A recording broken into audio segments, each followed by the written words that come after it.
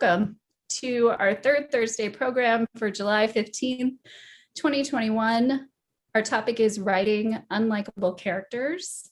My name is Becca Oliver. I'm the executive director at the Writers League of Texas, and this is one of many programs that we put on throughout the year. And we especially love this one because it involves bringing together writers that we really admire to talk about topics that are of interest to writers. And tonight's topic, I think, is one of my favorite that we've really talked about in a while, because we could go a million different directions with this, I have a feeling, but we're not going to do that. We're going to be very focused, and we're gonna get her done.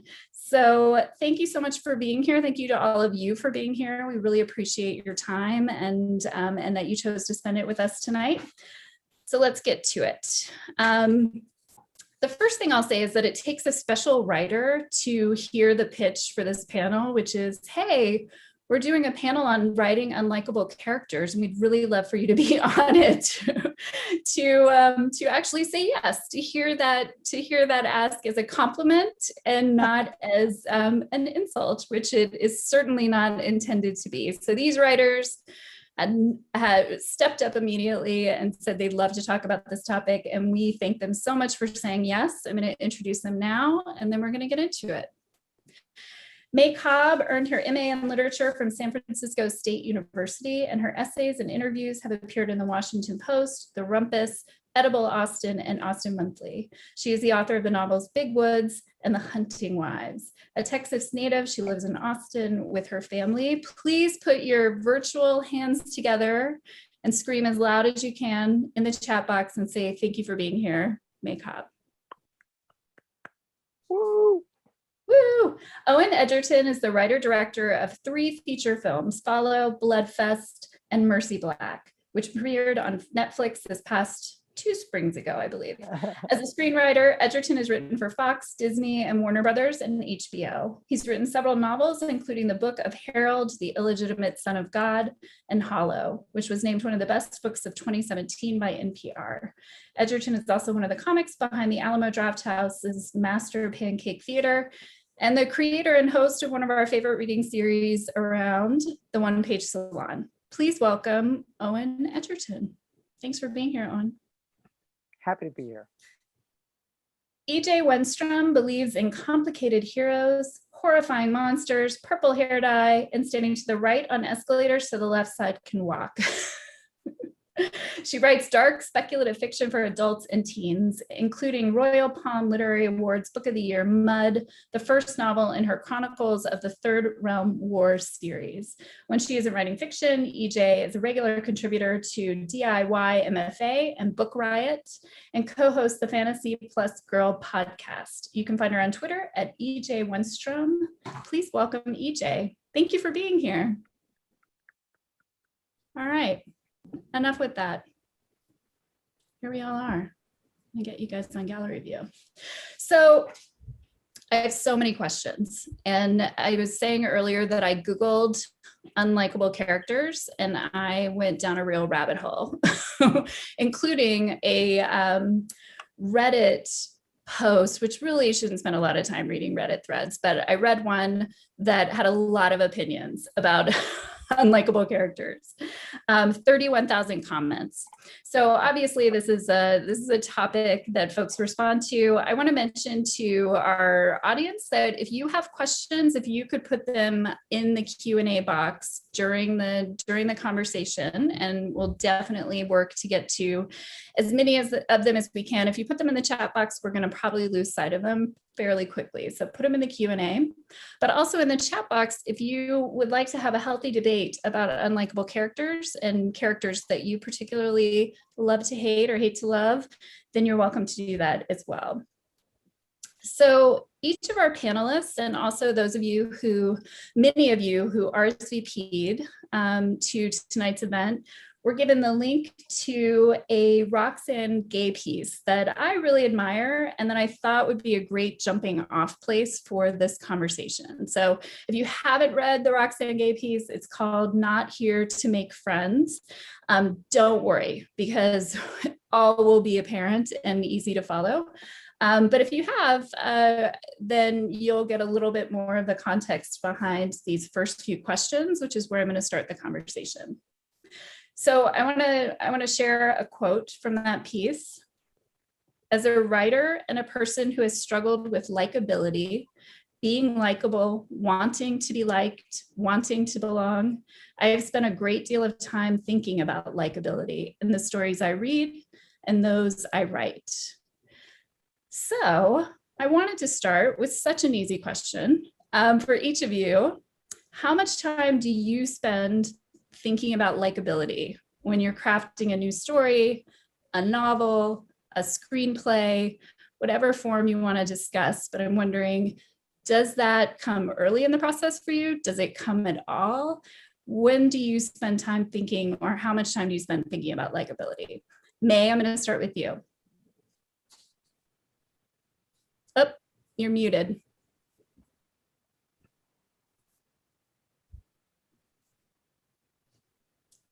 Okay, so sorry. That's okay. Sorry about that. If I have too many technical difficulties, I will switch devices. Sometimes I have to do that, so just bear with me. I don't spend too much time thinking about it consciously. At least I didn't for my last novel. In hindsight, maybe I should have spent a little more time thinking about it, but I don't try to, I really just try to stay true to the character and let them guide me. Because as a middle child and a people pleaser, I have to worry about that so much in my ordinary life that when it comes to fiction, it's my escape, and I want to be bad and hang out with the sinners and not the saints. No, I love it. I love it. And I wouldn't be surprised if this is, the case for many writers, for sure. I'm going to go in alphabetical order for this first one. So Owen, what about you? Well, it's interesting. I'm also a middle child and also like a chronic people pleaser to a bad extent, that I just want people to like me all the time. And I think so much so, like, in the first draft of my first novel, I showed it to my brother, and my brother was like, "Oh, it's nice. I mean, nothing actually happens, but you could see that they almost got into a fight, and this couple almost broke up, and he almost punched that guy. But every time they'd be like, 'I'm gonna punch you,' I'm not. We can just get along because we're both likable." And so I find myself these days, though, thinking a lot more about just like, are my characters interesting? Like, are my characters someone you want to spend time in a car with?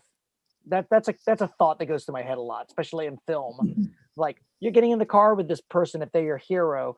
Do you mind sitting next to them for a ride from here, to Dallas? And sometimes the people you want to be in a car next to aren't necessarily people who are just going to be super sweet the whole way. Like, you want an interesting conversation. You want them to pull off on the side of the road and do something unexpected. Well, that's the thing, right? Like, likable people like myself, right? Likable people so often are wanting to keep the peace. That's what middle child, right? Middle child. Yes. I was always keeping the peace at the dinner table. Like, hey, I can smooth over this fight with a little joke, and everything's cool. But really, Deborah Monroe, the writer and essayist, novelist and essayist, she talks about, like, in life, we usually want to keep people happy. But in fiction, our job is to get two people who hate each other and trap them in an elevator together. And that seems like a really mean thing to do. But we have to be mean as writers, and we have to let people be really unlikable to each other. EJ, what about you? How much time do you spend thinking about likability? I really love an unlikable character. So the short answer is I think about it a lot. I think about it when I'm reading. I think about it when I'm watching things. I think about it when I'm writing. Less so when I'm creating my rough drafts. I kind of let the character be what they are first. But I was a first child out of three. So, I always felt like my role in the family was to point out everything and to call things out. And I spent a lot of my childhood just stirring the pot. So I do that now in my work as well, I guess. but it's just what feels more natural. You know, in real life, it's tapered down, thank God, or I don't know how I'd be holding a job. But, but yeah, it's just kind of like where I like to be. I tend to like an unlikable character a lot more. So when I first started writing my first novel, In the Mud, I was drawing a lot from some of my favorite work as inspiration. And that was things like Frank Miller's Sin City and Chuck Wendig's Mary and Black series, like really gritty, dark, horrible human beings. And so, a lot of that kind of sanded down as you go through the process, but it's all kind of right where I like to live creatively and what I like to consume. And so I think you kind of are what you eat to some degree when it comes to your creativity. So, it splashes around in there and comes back out. Unlikable. That reminds me of a quote I saw from Emma Straub, who said that her father read a lot of horror and her family was just, their bookshelves were full of pedophiles and murderers. And she said, what's wrong with that? Those are the characters I grew up with. So of course I'm drawn to them in the fiction that I read when I was a kid, because I would read it from my dad's shelf. I do think we're touching on a possible class in the future, which would be, where do you live in the family dynamic and how does that impact your fiction? But we'll get to that down the road. So here's another quote from Roxane Gay, that the question of likability even exists in literary conversations is odd. It implies we are engaging in a courtship. When characters are unlikable, they don't meet our mutable, varying standards. Certainly, we can find kinship in fiction, but literary merit shouldn't be dictated by whether or not we want to be friends or lovers with those about whom we read. So before we keep going and we really talk more about the craft of writing, I just wanted to ask, with your other hat on as a reader, do you find yourself, and I think some of, you've sort of answered this, but would you say you're drawn to unlikable characters? You're drawn to likable characters? Who are you as a reader in terms of the characters that you're drawn to? EJ, I'm going to start with you because I think I know your answer.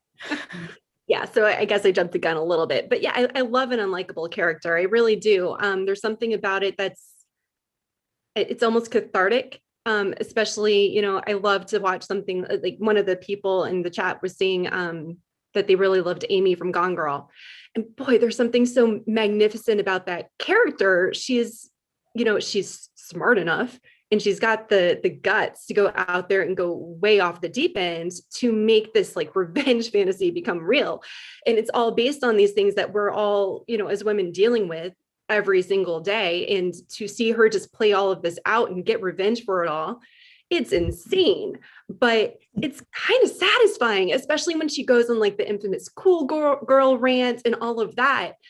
These characters can do things that are just terrible and rotten, but so satisfying because we can't do them in real life because the consequences are real too.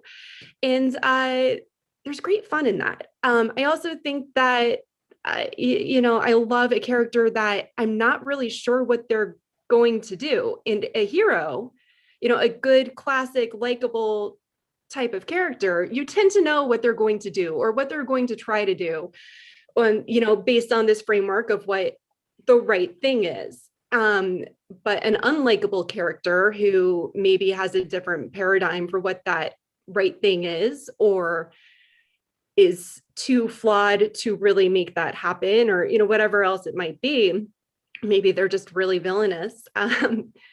There's a lot more suspense in that story to me. There's so many wild cards that might really come to fruition that it keeps me reading. I love it. May, what about you? What are you drawn to? I mean, that I can't top that answer, EJ. That was so great.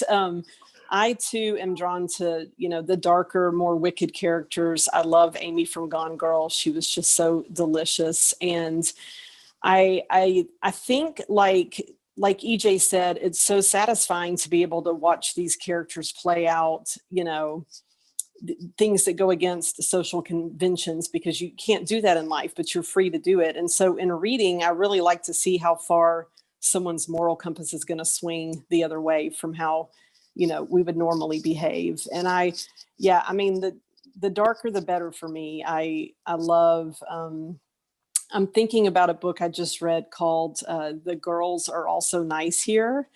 And spoiler alert, they're not at all. And the author does such a great job of, she does such a great job of making you actually root for these very wicked characters. And I just love it. It's so great. You feel like you need a bath afterwards. It's wonderful.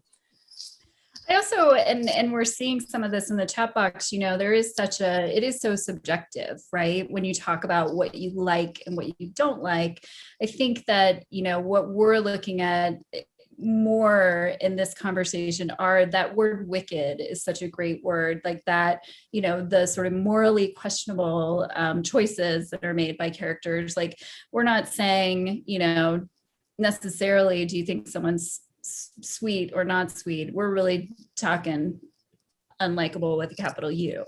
But yes, it is subjective. Of course it is. Owen, what about you? Yeah, I think I'm going to answer the same thing, in that I'm drawn to unlikable characters, but it seems strange because what I'm saying is I like them. So of course they're not unlikable. So, right, our definition is a little bit strange here. I think what we're saying is, like, would I hang out with this person in daily life? And often with the characters we're talking about, like Amy from, Gone Girls, like, no, hopefully not. But there is something drawn to them. I think about this, like, sometimes I'll write a character in film, especially, and I'll get this note like, oh, it's a little bit mustache twirly, because they're not human, right? What I mean is they're unlikable because they're a villain and they're gonna do something awful, and you just don't believe that they're humans, right? You just like, okay, great, that James Bond is gonna stop them in the end. So I think, like, the trick is we want to make characters that are not necessarily likable but lovable. And lovable means it costs us something. What I mean is, like the top view from the top of a mountain, that view means something because it was so hard to get up there. It means nothing if we take the escalator. But if we have to work to get into this person and learn why they're unlikable, then we end up loving them. So actually, with Roxane Gay's thing, I actually think characters, we initially either do want to be their lover. Like, we're like, oh my God, that person is totally flawed, but I would go to bed with them, so I'm going to keep going in the story. Or, oh my God, that person's totally flawed, but they're kind of fascinating, so I'm going to keep following them. Or, oh my God, this person's totally flawed, but man, I really feel sorry for them, or feel for them. And then we follow them. And as we follow them, then the second reveal is we find out why they're so flawed. They tell us at some point in the story, they're like, this happened to me, or this is why I'm screwed up, or society, whatever it is, something like, oh, and then we're moving towards the end of the story. We're like, okay, now I know why this person is totally flawed. I know they're flawed. I know why they're totally flawed. And now it's going to be like, and can something happen with that? Is there an ending? Can they change or be redeemed, or what is their place? What is this unlikable person's end? And I think in that journey, more than likable, we fall in love. Well, and I'm glad you said that, because I do think there's it doesn't have to be so clear cut. You want to be friends or lovers, or you don't. But I love this blog post, and it's how I found EJ, and it talks about how we do some of the things you just touched on, Owen. How we as writers do bring to life unlikable characters that readers can root for, right? That's part of it. It's the rooting for. It's one thing to have a character that is, their moral compass is a little askew. It's another thing to be like, oh, I really hope that everything works out for them. And I love that, EJ mentioned some specific ways that we can do this, and I want to go through them, and then I want to sort of ask each of you if one of these resonates with you specifically, and I'd love to hear you talk a little more about it. So, showing their vulnerability. The character's belief that what they're doing is right? So you might see a moral compass askew, but they see clearly the right, and it's theirs. Their willingness to take action and move the story forward. And this is something I saw again and again in the stuff I was reading was, there are unlikable characters who whine and moan about their lives and nothing ever happens. But then there are unlikable characters who just force the plot to move forward, and whether they're making great decisions and whether the consequences are great, they are like keeping that story alive. And that's the kind of unlikable character that people will root for. So EJ, I'll start with you. Is there one of those in particular that you love? Because I know you love to talk about this topic. So is there one in particular that you love to talk to writers about, especially when they're thinking about crafting stories? Or I think that as a viewer, as a consumer of stories, I really love the characters that will just like make something happen. The characters that are willing to do the thing that no one else is going to do because they're okay getting their hands dirty. I've been watching Killing Eve, and Carolyn like really speaks to me for this reason. She's the head at MI6 that's kind of masterminding everything, and she's just a shit person, but she's magnificent. But as a writer, I've really had a lot of fun with the idea of a character that truly believes they're doing the right thing, but they are just so off course. So I played with that a lot in that Chronicles of the Throne Realm War series, and just different characters at different times. They just, we get in our own heads and can't see the big picture anymore. And I don't know, there's something just fun to play with in that, where especially when you're in a tight perspective with a character of just, they're just going full force ahead. They think they're out there doing the right thing, and they just keep digging themselves bigger, deeper and deeper into that hole. And eventually there's a reckoning with that. And then that reckoning is just such a big explosion and such a huge mess that that's a lot of fun in itself too. And how do you, just to stay there, because you mentioned your series and Mud, the first story, the first novel in the series opens with the character that we're ultimately going to root for just murdering someone on page like 2 and seemingly kind of luring them there to murder them. But that's a whole other part of the story. So when you think of, okay, how am I going to, this character believes what they're doing is right, they're on a mission. How do you, as a writer, can you give some sort of tips on how you convey that to a reader in a way that let them slowly turn that, opinion, that first impression on its head? I hadn't thought about that opening scene in a while. Yeah. And I think with that in particular, the vulnerability was really the most important thing, because very entwined with that whole scenario that opens that up was this idea that he's basically forced to do this. It's this magical bind that he has to this box. These people keep trying to take from him, not aware that this is happening. He's a golem, so he's magically imprisoned in the first place, and he desperately wants his free will. So it's a very relatable thing. And underneath this basically invulnerable external presence that he has, he cannot be destroyed. He's just desperate to be human. He's desperate to be free of this thing. And I hope that fairly quickly makes him very relatable. And then soon after that, he kind of befriends this child that he saves. And so I think that maybe helps it along a little bit too. It's hard to hate someone who's protecting this child who's so vulnerable. So that is another sort of way that you can have people root for an unlikable character, when there is someone, not just their own vulnerability, but there is someone extremely vulnerable in the character's life that they are doing things for and because of.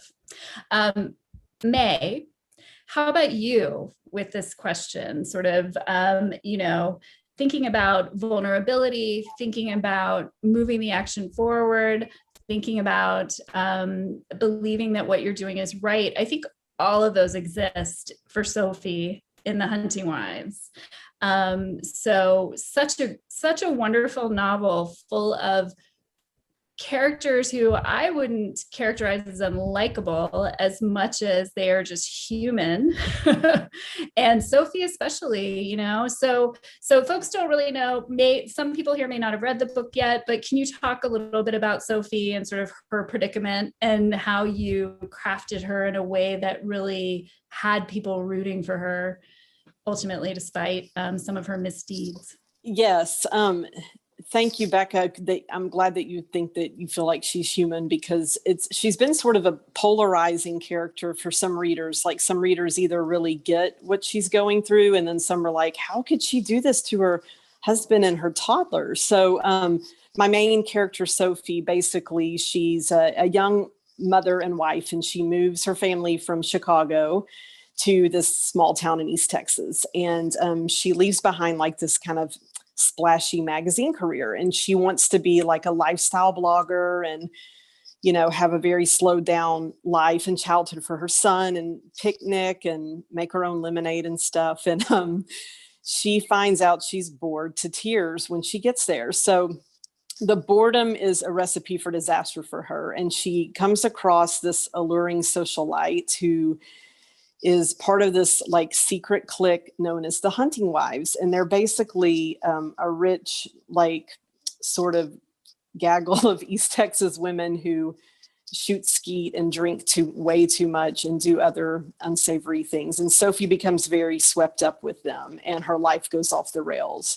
So for Sophie, the work for me was, and this is something my editor really pushed me on, was to really dig into her backstory. Like, why is she stepping out on her husband? Why is she obsessed with this other person? She has like everything she ever wanted, but yet she doesn't. So it was a real like struggle not to over explain, because, hey, why can't she just be filled with lust? Like, does she have to really have a reason for behaving like this? Can she just be bored? Can she just be, you know, like, restless? So, but I do think for readers to get on board with her, they needed to know that like her childhood was rocky and rootless, and she's always sort of craved the bad boy. So when the bad girl appears, like, she craves her too. So it was just more about making her, you know, not likable, but relatable.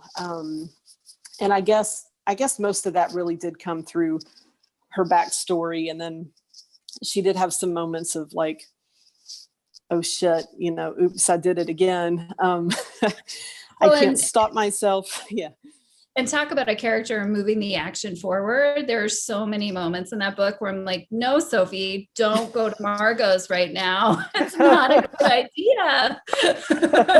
You know, but she was just like, this is what I need. And I'm going for it. And there's so much humanity in Sophie. And I think polarizing is always a great word to have associated with your characters, because it means people are talking about them, which is wonderful. Owen, how about you, when you think of those sorts of things like vulnerability, moving the plot forward, these other ways that you can have folks root for your characters? And I think of Hollow, which is a novel that I love. And I think of Oliver, who actually, you know, I wouldn't have thought to characterize Oliver as an unlikable character, but there's a moment in Oliver's life that he is, you know, paying for every day, and really should be, that is so unlikable. And so how did you craft Oliver in a way that still, you know, brought his humanity out? Man, that's a great question. I mean, I think it kind of goes to what you and May were just talking about, that it's not like we have to craft the humanity out of the sin. We have to put the sin in so we can recognize the humanity. Like, you know, every human is a flawed, unlikable being in some sense. But it's also a great ability of ours to like each other. It happens to be that we happen to like flawed beings. That's why we have families. I think the trick is, in some ways, I think we're talking about two different things on the craft level. There is the side character who is unlikable, and that the side character who is unlikable can come in and go, hey, we're gonna go do this crazy thing, and our main character is like a little more steady, a little more even. It's like, oh, I don't know, but I've been tempted. Or it's like even in like a horror movie, like Freddy Krueger's like, I doesn't get the most stage time, right? The final girl gets the stage time, but we're the slasher is the side character, and they move the story forward. They do the things that make the action happen. They do the things that the other characters have to react to, and they explode all the time, and we love them for that. Now, it's a bit of a different thing when those characters kind of become the main character. Like May does a great job of like, come along with that. For me, I'm often thinking, I love the character, the main character. I love it when I get in the car thinking it's a safe drive. Like when I'm like, okay, you look fine, or even alluring. You could be just a pleasant person to ride with, or maybe a romantic interest, or my best friend. Let me get in the car with you. What's your name, Tyler? Am I later going to find out we're the same person? You know, whatever it is. And then it's just somewhere along the drive when we're going like 90 miles per hour, and we've passed my exit way back, and they start looking at me more than they're looking at the road, and I know, oh my God, I got into the wrong car. That's my favorite unlikable character. The character who sort of had the allure of like, oh, I'm likable, I'm fine. And then when I get in the car, like, oh, you're gonna screw up everything in my world and turn everything upside down. I think that's the main thing. But overall, I find if it's the main character that's unlikable, or is doing hideous things, or not even just hideous things, just dislikable things. They're cruel to. I'll give you maybe my favorite example is Marlin from Finding Nemo, the dad in Finding Nemo. He is an unlikable character. He is a really overbearing dad. He is on his son, like, you can't go to school. You think you can do these things. You can't. He's just like really, really mean. He's really mean to Dory later on. You know, like all these different things. But the thing is with him is that we know why. Because in the first 2 minutes of the film, he watches his wife and all his baby eggs but one get eaten by an eel. And because of that wound that he's carrying with him, we're like, okay, he's a bit of a jerk, but we know why. And I think we get the same thing like if Mare of Easttown, like, gosh, she's kind of a jerk. Man, she's really mean to people. She drinks too much. And then later on, we're like, oh my God, she had to pull down her son from the rafter in the attic. I get it. I get why she's unlikable. There's a wound there. And that makes me recognize her as human. So that's sort of, I love that you brought up the primary character versus secondary characters, because I do think that secondary characters get away with a lot more unlikability that a book can be, that you might react more strongly and decide you don't like a book overall because the main character was unlikable, versus having a really jerky side character who's unlikable, that we put too much on the shoulders of our main characters and we make them, you know, we let stories rise and fall because of them, which might be a little uncool. There's a great quote from that piece, if you guys read it, that Roxane Gay says about that, of sort of like all these things we do to these characters, like no wonder they're unlikable, that we make them carry so much and we, you know, demand so much of them. So I'm glad that you brought that up. I wanted to talk about genre, because I do think that also there are different sort of expectations or rules depending on the genre that you're writing in. And I thought, EJ, that I would start with you to talk both about fantasy, but then I also know that your new novel is young adult, right? So when you think about writing, which by the way, I haven't found an unlikable character. I mean, the characters are so wonderful in the story. I feel like I'm insulting you if I say there's no unlikable character in this novel. But what are you thinking about in terms of the likability when you're thinking about fantasy as a genre, and then also when you're thinking about young adult? Mm-hmm. Yeah.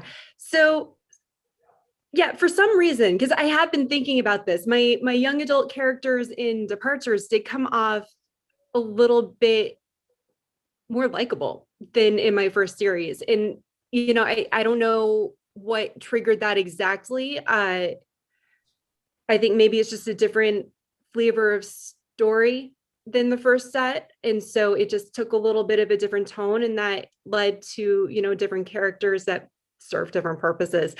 I will say, you know, both of the two sisters that are at the lead of that novel, they do get a little messy.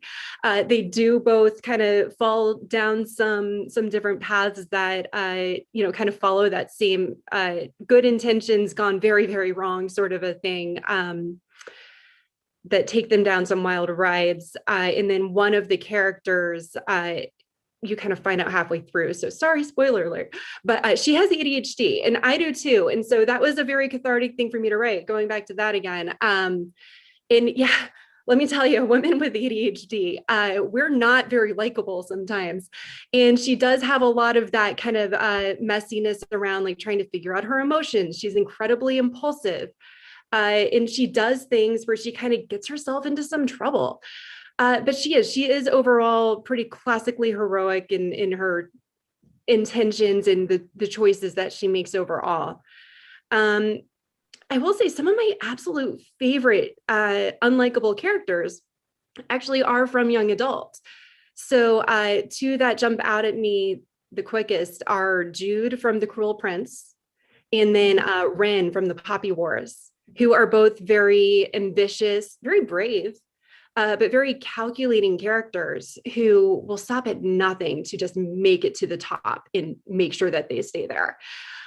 In that sort of arc and that sort of character is always great fun for me. So I don't know, maybe I'll come back on something like that sometime. But yeah, I think that science fiction and fantasy overall, it's just such a big space, and there's so much, you know, what I love so much about it, and what I think most readers love about it, is that you do get kind of that nichey, you'll get like the paranormal romance where things are very tightly set around certain expectations, and you do need your hero to be very much a classic hero.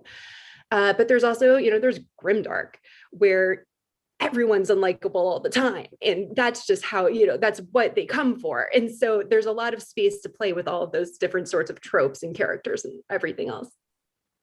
I'm glad you said that, because it's so true. Sometimes we just say science fiction and fantasy as if they're all books are equal in terms of, you know, their themes, but there's so many subcategories within the science fiction and fantasy genre. And for folks who want to explore and really who get a thrill from writing characters who are unlikable, for lack of a better word, then maybe that is, you know, a really cool area to check out. That grim dark, is that what you said? Grim dark, yeah.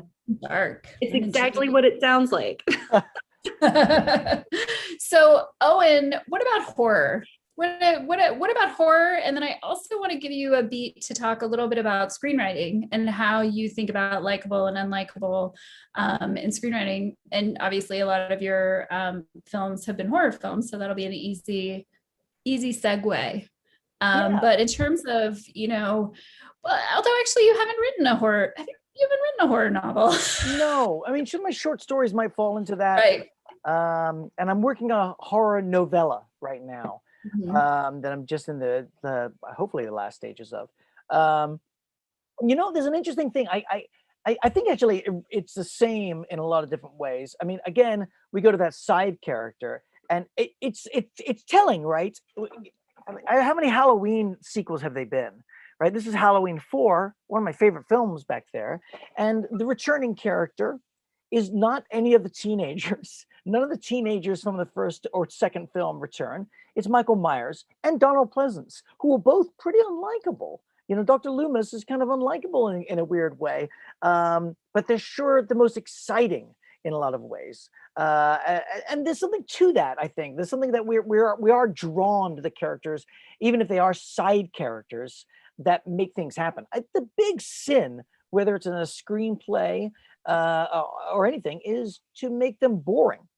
I mean, I think actually there's a bunch of horror movies that came out, like let's say in the 90s, where you can almost see their posters, and this is when Hollywood said, okay, we'll start making horror movies. And they made a bunch, and always the posters were a triangle of hot teenagers all in their 20s, you know, like these hot teenage models, and they're all looking like, and they're all just in black, and they're like looking forward, and they're the victims. We don't know any of their names. We don't know who they are, because they're totally forgettable, because the screenwriter was told, just make them likable.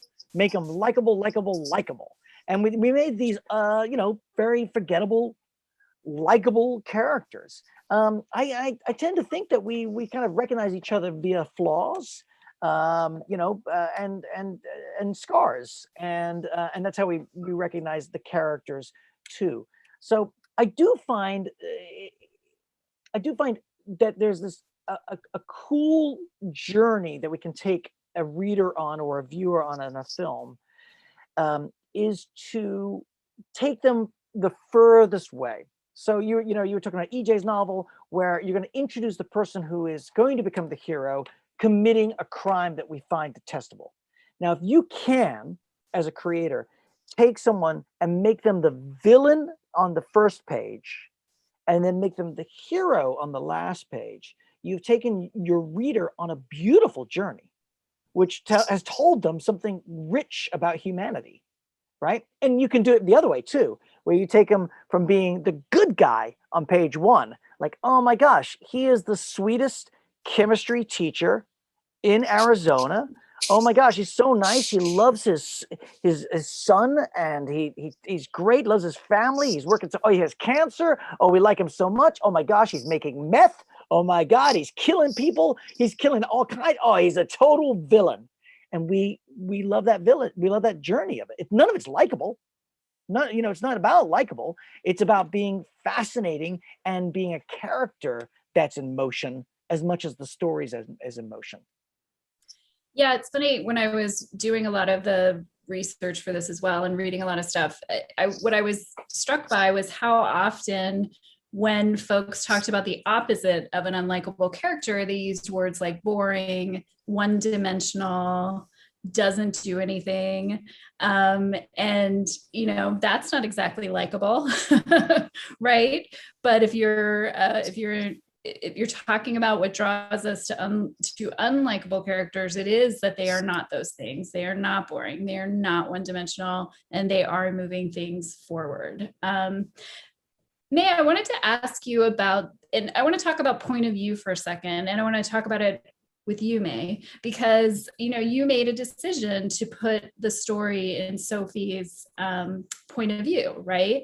And you could have let it be a third person omniscient. You could have had it be Erin, who is the good girl friend in the story.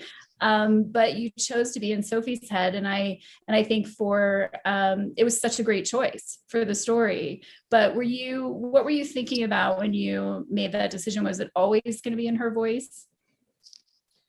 It was. I think I just wanted to be able to really immerse the reader in her head and also keep the level of suspense up. So like first person, present tense, so that it's happening to her in real time, so that we don't know, it's not like, and I love the thrillers that are more like why done. It's like, there's like a crime at the beginning, and then you kind of find out over the course why. I really just wanted it to be an unraveling for her. And I wanted the reader to have a front row seat into her life imploding, which sounds pretty masochistic of me, but I think I just wanted that intimacy with her, because that's kind of how she came to me, like her, her voice and everything. And there was some thinking about, when I was writing it, when she got to meet the actual hunting wives, of would it be interesting to give them POV? And I kind of struggled with that. But then I thought, no, she really is an outsider coming into this nest of vipers. So I wanted that to be the experience. But I like that thinking about Erin, having a story from her point of view too, because she really was like, and I'm getting some feedback that's like, oh, Erin deserved so much better than her. And I'm like, oh, I know. Erin was doing just fine. yeah, she's just a little boring, just a little bit. So someone in the Q&A asked a question that I'm going to first ask you, May, because it is, I think, a question that I was wondering as I was reading the novel. I was wondering, is Sophie going to go too far, for lack of a better way of saying it? Is she going to sleep with this person? Is she going to do this thing? And I guess, did you think about things like how far Sophie could go or could not go? Was there a line that you drew? And I think for unlikable characters, maybe this is building on the question, are there certain things unlikable characters to still be likable can't do? And so I'm wondering if that question occurred to you while you were writing this book. It really didn't occur to me while I was writing it. I really did just follow her down her spiral of obsession. It did occur to my editors in editing. There was a question about, is it necessary to have her sleep with the person? And resoundingly, my answer was hell yes. That's the whole climax of the book, and it's staying. So I didn't really reflect on it now that the book is out and I'm getting feedback, I might think about it in the future, but I hope not. Like, I hope I can stay on this side of the net and just write what I want to write, if maybe it's the death of me. But I try not to think about that too much. I mean, for me, it just comes back to relatability. Will people understand maybe what she's going through? But I really didn't try to hold back with her. It's funny. Yeah. It's funny because I wasn't talking about who she did sleep with. I was thinking of who she didn't sleep with. You guys got to buy this book. There's a lot of fun stuff happening in it. But yeah, I think that choice seemed like very true and it needed to happen. And I think if you had made a choice with her in a different situation, I wonder, what that would have felt like as a reader. It's interesting. I'm kind of coming up against my own feelings about likability and unlikability, and I thoroughly liked Sophie. Thank you. So what about both of you, EJ and Owen? Do you have any thoughts about point of view? Do you have any thoughts about, and then the second question of how far is too far for a character to go and still be, EJ, in your words, someone for readers to root for? EJ, I'm going to start with you. I'm going to start with the second question because that's the one I have a ready answer for. And, the thing that comes to my mind first is that line of like, you can't kill the dog. You cannot do it. But then immediately I remembered the Babadook, in which she does kill the dog because she is possessed by this Babadook, which is really just a huge metaphor for, the grief process and some things that she was dealing with. So I think the most horrifying thing about that movie was realizing that there wasn't one at all. It was all her. And so she just killed the dog. Yeah. And she comes out the other side of it and they have faced what they need to face and come to terms with it. And because of that, and I think, again, you get that vulnerability and you get that understanding of why she is like this in this moment. It's the anniversary of this terrible car crash that killed her husband, and she was giving birth in the car. And like, I can't, think of something more traumatic. And so it's all right there for you to understand what's going on with her. And because she's able to confront it and overcome it by the end of the film, I think that makes a big difference in willingness to still root for her despite it all. But what you're saying is everyone can now kill dogs in their fiction. All bets are off. Yeah. You heard it here first, guys. But you gotta, I do think that, yeah. Yeah. It's a hard one to really put a limit on because I think that you just have to be really careful that you are providing that context of what is happening and why, right? And then stay within those bounds, which can be a pretty subjective thing. Yeah. And I imagine, and I want to hear what you have to say about point of view as well, but to stay on this question with Owen, I imagine, the Babadook being a great example that in film, maybe there's is there a little more leeway? Is it a little easier to I don't know, turn people around and help them No, come back I to mean, something like killing a dog? I think here's the thing. I think in a book you have a bit of a longer time. So, but I think it's really is a question of craft, but you can take it as far as killing a dog. You know, Dostoevsky starts out Crime and Punishment following our hero that we're going to find at the very end. And he starts out with murdering two people for some loose change and some jewels, like brutally murdering them. That is the opening of Crime and Punishment. Medea, you know, the Greek tragedy, right? We are rooting in a weird, twisted way as a woman murders her children and flies away on a god's chariot at the end, right? We're being told by the playwright, like, yeah, she wins at the end. She gets a god to fly her out of there. So there's a question. So many spoilers tonight. So many spoilers tonight. Sorry. But I think Babadook is also like a great thing of like, there is a question of how far we can go. I do think one of the tricks, especially from modern writers, and this will segue a little bit into that point of view, is bringing us into their point of view. So Babadook, as a great example, if you haven't seen Babadook, Jennifer Kent, what an incredible film, a beautiful film. And in it, we are in this woman's point of view, and we feel her grief, and we feel the threat of the world and the burdens put upon her as a single mother, as a single income worker, as a grieving widow, all these things on her. And so we're very much on her side, so much so that, like herself, we don't recognize that the threat is really her. What I mean is, we've been in the car and it's taken us a long time to realize, oh my God, look how fast she's going, and we're not even on the road anymore. Right. So there's a thing of like, we've trusted her because we've been in her POV. A kind of classic example from horror, I mean, Babadook is beautiful, is Hitchcock's Psycho.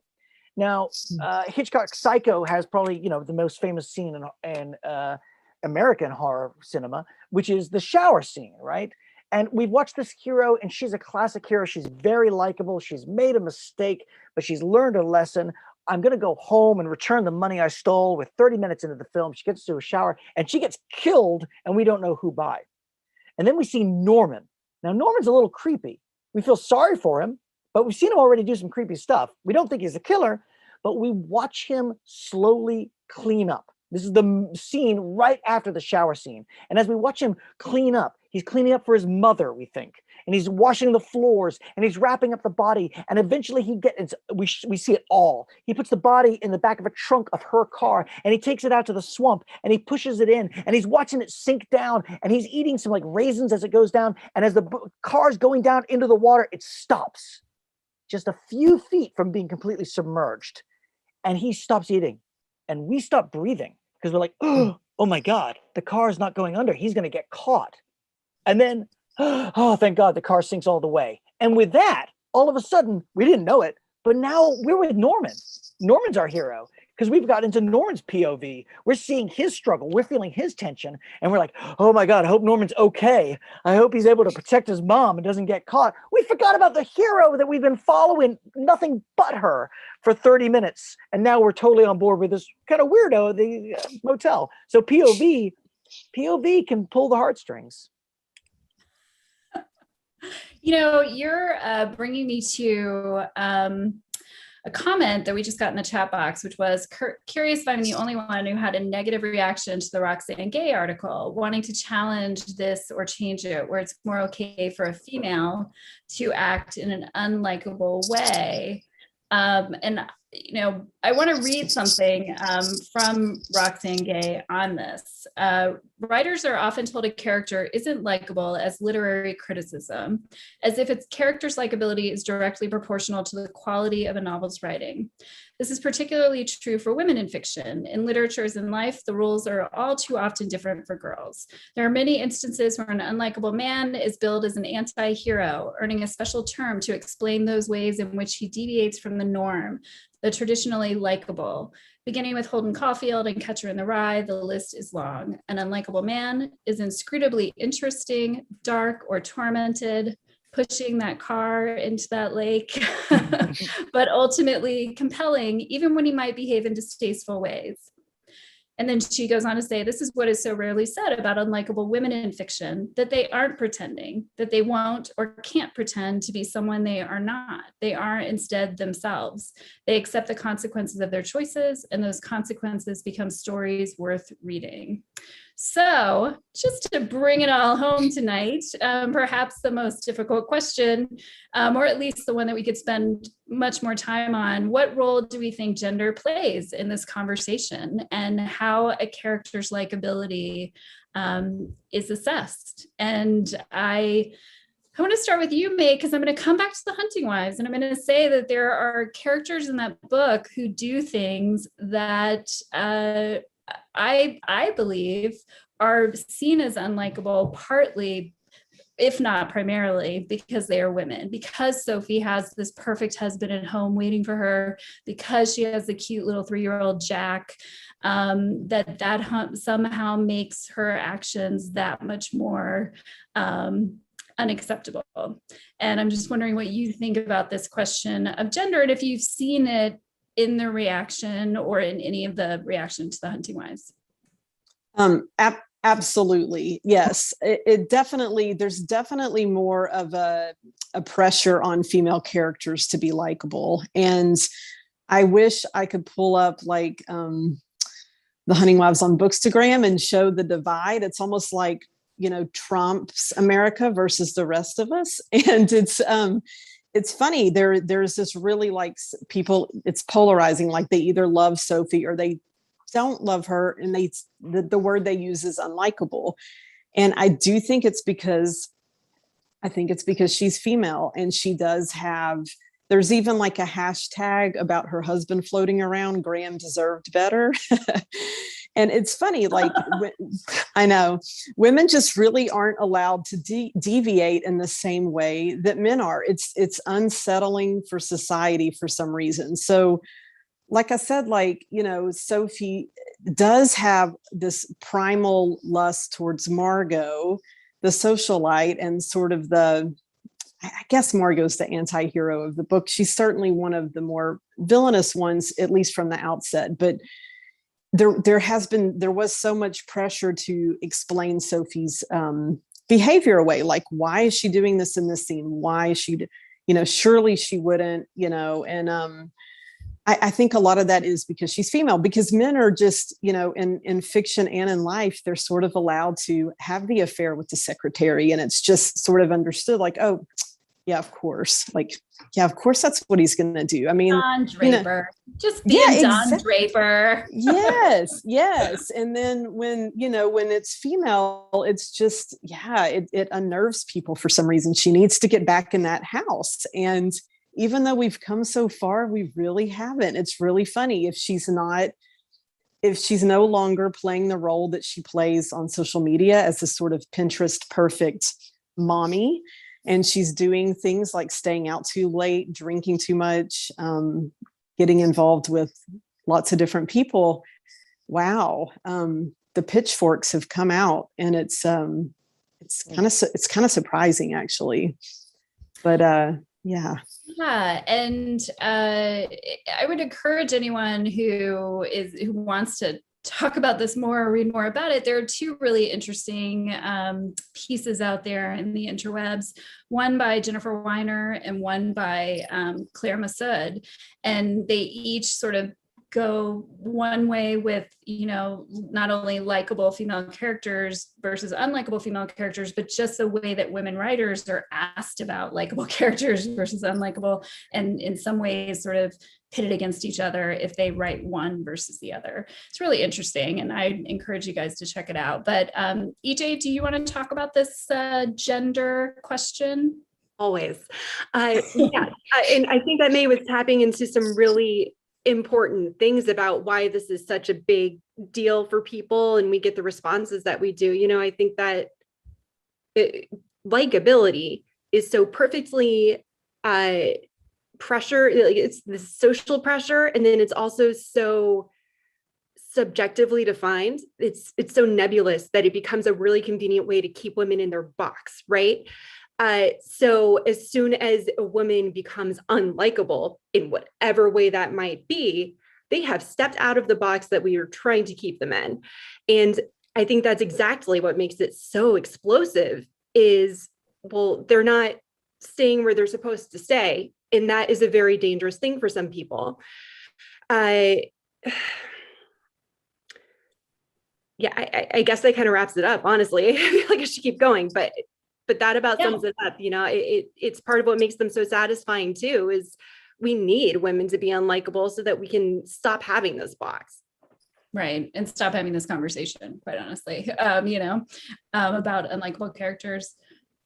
Hey, Owen, you got anything you want to add?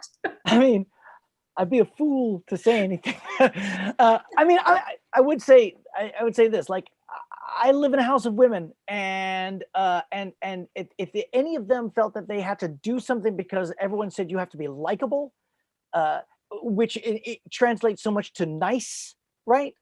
And translates to predictable, and translates, as May was saying, to fitting in to a safe place within a societal structure, it would break my heart. So I agree. I think probably the call is not just in our fiction, but in our lives to be willing to be unlikable. And what we'll find is the people who love us like us. So I think we this is hard. This is me talking to myself too, but it's also me talking to my children. It's me thinking about my trans daughter, and my trans daughter who's like, I am going to be who I am, which a huge portion of this world will say is unlikable and worse, and will scream out against that. But she's going to be like, no, this is who I am, and I'm willing to be unlikable if it means I can be me and be alive in this world. So that, I think it's true for our fiction, it's true for our lives.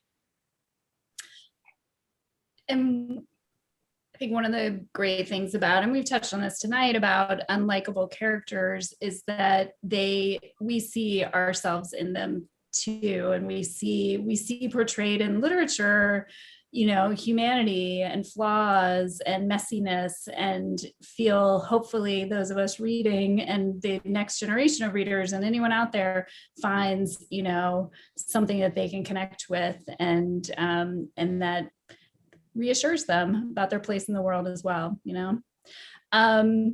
So there's been so much great chatter, both in the Q&A and in the chat box. I do want to address just one last question. And if any of you have something to add about this, the idea of publishing's response to unlikable characters. And, May, you touched on this a little bit with your editor being not super into Sophie going all the way with one of your characters. But are there other instances, or do you have thoughts about experiences or trends, or just the way the publishing industry responds to unlikable characters? Yeah, I think like for in crime fiction and thrillers, they really want the characters to be unlikable. But again, to a certain degree, like they only want, it's, and I do sometimes think it's a gender thing. But there's, I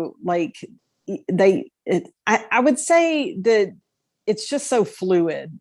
I mean, Gone Girl is still, to me, like the gold standard of someone pulling that off. But they definitely want sociopaths and psychopaths, but they still really want them to have a damn good reason for being that way. But I mean, I think readers do too, to a certain degree. But there really is still so much chatter about likable women in thrillers. And it just boggles me and baffles me that it's still something that comes up again and again. But I think it touches on what Owen was saying. It's also life. It's what's going on. Like, people do need to be who they are and not be so likable. And that's, it's on all of us to do that and to push those boundaries as much as possible. Yeah. I also wonder with Gone Girl, and I don't know if you or anyone else would agree or wonders this as well, that, part of it part of what's so brilliant about that story, I mean, Amy is just a character to end all characters, and someone we haven't seen in a long time. And, you know, a lot of people have been trying to replicate, but the story started in a place where what was also so remarkable about that book was when you discovered who she was. You know, that moment, who doesn't, you know, remember that moment when it suddenly flips on and you're like, holy crap, like she's terrible. But you got that entry point into it. In some ways, you know, to me, that's the brilliance of that book, less, you know, necessarily Amy herself and more how Amy was revealed to us, you know. But in terms of publishing and likability, I'm wondering, EJ, do you have anything to say about that? You know, at least in my little corner of it all, it seems like more and more unlikable characters, and specifically unlikable female characters, seem to be emerging recently. So I guess you would call it maybe a trend. I hope it's something that's a little bit more longer lasting. It certainly seems buzzy right now. And I do think that maybe Gillian Flynn and Amy and Gone Girl and some of the other stuff that's kind of come from that has had a lot to do with it. But it seems like maybe we're getting a little bit more comfortable with it, at least in some certain little pockets. But, you know, I got to say, yeah, I've mostly been living in small press so far, and they've, you know, you find the right places within that world, you get some really wonderful partners who will let you have that breathing space. And so I feel like I've been very lucky with that so far. My editor's wonderful, and she's very good at, you know, pointing things out, but just saying, you know, this is going to make your character really unlikable. Is that what you intended? And, you know, we can talk about it. And it's not like we have to fix this. It's let's explore this a little bit and see how it all comes together. And so I've been very grateful for that. And I want to have you back sometime to talk about the indie or smaller press publishing that you've done, because I think that's absolutely, you know, such a great point you make there about what's accepted, or maybe more about open-mindedness to, you know, books that maybe don't have a particular track record you can point to for that particular kind of unlikableness, but which I don't think is a word, but they can still be published. And so consider that an invitation, because we're going to get you back here. So Owen, anything you want to add about publishing and sort of responses you've had to unlikability versus likability? I mean, I with Hollow, I had to make a major change with my editor. Basically, it's like a big change before they accepted the book, and it was based on likability. It was based on like whether a larger audience would be able to swallow this, or if it was one step too much, if they was able to swallow that. And that I get where that's coming from. You know, I understand where there's that. We're in the job of entertaining people in our books and our movies and what we're writing. We're entertainers, and so if you're asking people to follow, and this is what we've really been talking about, is despicable people in some cases, right? If we're asking people to follow them, they've got to have a reason. And with a book, as we all know, at any time we can say, you know what, no, I'm leaving. I don't want to be with this person anymore. And so it is always that trick. It is always that, not trick, actually, I take that back. It is the job of us to create humans out of dots and marks on paper, which is a ridiculous act of magic, right? But humans are these wonderful mixtures. If we make them nice and what I think so many people call likable, they are not human, and we are bored to death. If they are despicable and stomping on raccoon baby heads, then they are not human, and we are bored. We get bored of the things like, this guy would do anything. I saw him bite a human in half. Like, we're bored. But if they're a mixture of both, that they, oh my God, they love their children, and oh my God, they murder people on their weekend, and oh my God, they have their normal family life at home in East Texas, but they're also going out crazy on every night. We love the tension and madness of what it is to be human. And that's our job. It's not likable. It's just human. On that note, I want to thank all of you for being here. I want to thank you for rising to the challenge of a really big topic, and one that I think is, again, so subjective and so full of a lot of feelings. So thank you for being here to talk about it. I want to remind everyone that our panelists their books are featured on Book People's page. The link is in your chat so that you can click there and go find them. And I can't recommend them enough, truly. And I feel so lucky that we were able to hear your perspective tonight. So thank you so much, May. Thank you, EJ. Thank you, Owen. And thank you all for being here. Thanks for sticking around, and check out the books, and have a good rest of your evening and your weekend. Peace out. Thank you, Becca. Thanks, Becca. Bye, guys. Thank you. Good night, everyone.